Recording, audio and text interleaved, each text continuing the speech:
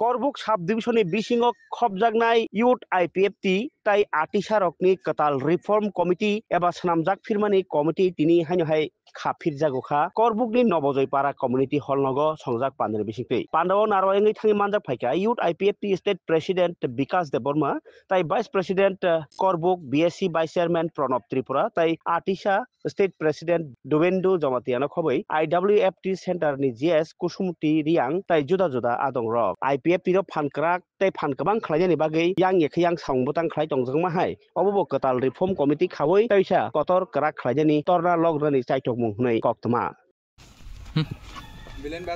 Hambai puilawo sungtini Korbuk division committee ni ngai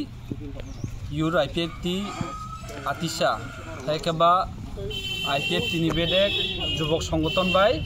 ছাত্র সংগঠন ni salchani conference haikaba reform committee khlairjaka jehetu 2 বছর পূর্ণ হংখাবা aboni onusare jehetu samne bare ADC election tai jatini samung khlaina bagi jehetu যেকোনো society হেকাবা পারামুরা যেকোনো পাতিও রাংনানি থাকে ইউরুংখা main জাতিনি maroon উঙ্গ বেকবুন তো অবন নারগিনো সিনি সালচানি conference जों रिफर्म कमिटी खाका इउथ IPFT नि बर जों रिफर्म काल प्रेसिडेंट रमानखा ताय आतिसानि मानखा तो कनफारेंस फाइमानजा फाइका